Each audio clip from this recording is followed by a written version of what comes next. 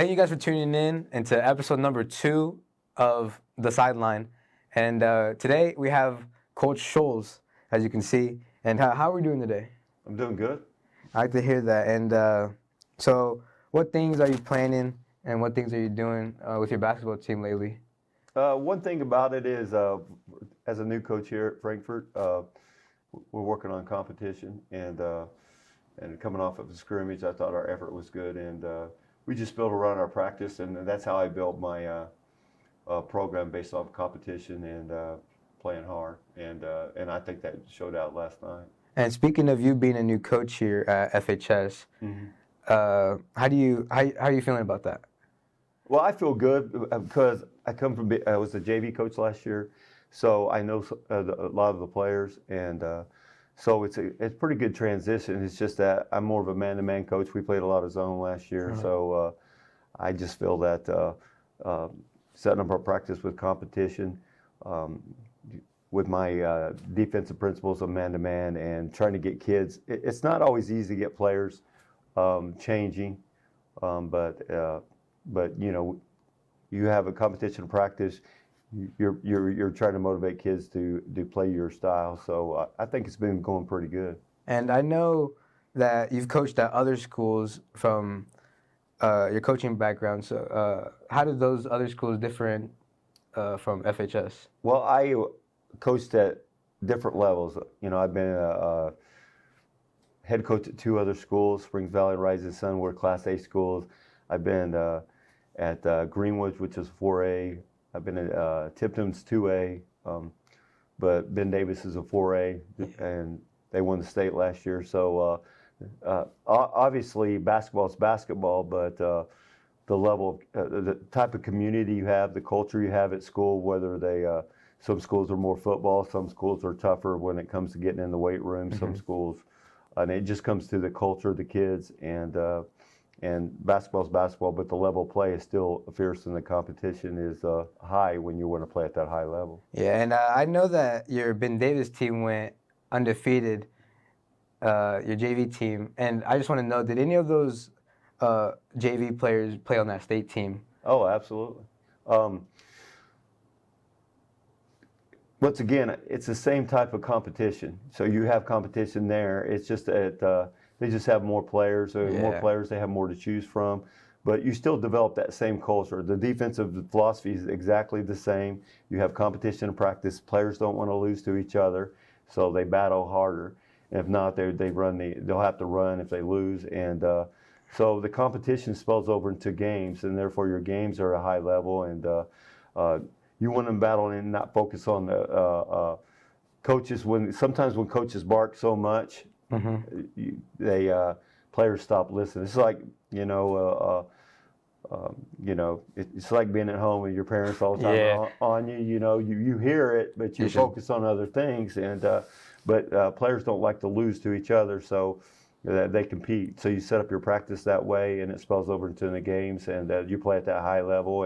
And if you noticed last night in our scrimmage, that I thought the defense, they were playing off each other's. And I know that you're a real defensive-minded coach, and you kind of just let your offense just play as it is. Well, I put them in a situation where each player has best fit to score points. Well, each player has a different ability to score. I want to attack the basket, but I want them to attack the basket with an advantage. So if you can go one-on-one and not have anybody in the second level, and you could take your guy, but if somebody's there behind him to help on defense, then it's going to be harder to go one-on-one. You notice that most of the rules and the refereeing is set up for the offense to be successful, because who wants to go to a game and watch? But defense is also contagious, and people like to watch good defense. So, but my offense, I run plays, and I try to put players in a situation where they can succeed offensively. So, you don't want a post player that doesn't shoot very well out there just chugging threes. Yeah, you want high percentage shots. Yeah, exactly. You want a high percentage shot for that particular player. So if a player's a good three-point shooter, then he should be shooting threes. And should be sitting in the corner. But we had players that didn't shoot well. A three-point shot any given night, especially when you're playing at a high level, that adrenaline rush. It's hard to calm down and get Yes, it going. and then it's hard. You have to get your mind in, and then you have to have muscle memory when you play, and just focus on your shot and just let it go and see what happens. But you always can go get the rebound. You always can go play it back in, and we needed more points off of our defense. So if we play good defense, we can make up for that adrenaline rush, so to speak. To calm down the game, speed it up faster. Yeah, sometimes when you're used to playing at a high competition and you do it all the time, you get used to it, so you can kind of see the game more in slow motion as you play at a high level. But if you never play at that high level, you'll never get to know what it's like to, because your heart's racing, you're thirsty, you want to stop. Score. Yeah, but when you are used to going hard and you don't think that you could take another step and you keep taking that step, your body will adjust. So, and then your mind has to go along with it. So I know that you guys are playing November 22nd. Is there any like adrenaline going to that, or? Well, Clinton Prairie is a rival. Mm-hmm. Obviously, it's probably the biggest rival here in this county, and it's probably a lot of the players probably are good friends with the other players, so they're probably talking back and forth. A lot of red and blue. Yeah, but for me, it's about getting the players ready to play. They're going to be nervous. They're probably going to be a high energy, a lot of missed shots. So there's going to be balls. Well, that comes with it. You got to, and that's why we play at the competition and practice. So, and then get ready for that. But if you noticed last night, they play a lot of zone. I didn't put a lot of zone stuff in. So you're more man to man. Yeah, and then offensively, I didn't show my hand on our zone offenses and stuff. So. That's good. And how are you just preparing in practice, just overall? Preparing? Yeah. Well, you only have 2 weeks to start out, and we had some players playing football, tennis. So now that we got them, you have to put in your press breaker, you have to put in your zone, your man-to-man offenses, then you have to put in your defenses, and so there's a lot in out-of-bounds plays. Yeah. You have out-of-bounds plays underneath, side out, and they looked a little rough last night. But you only have so much time in a day, and kids have to study because their main point of here is being a student athlete, getting their grades. Then they have to take care of themselves, get some rest, eat good meals, and stay healthy because kids need to eat, take care of and clean themselves. Good hygiene is important when you're an athlete because you don't want to get sick, and the more you can, the more you get sick, the more flu games you have. Yeah. So and then you're out players because they're sick. Without them because they're sick. So. I don't get sick very often. I think bugs don't like me.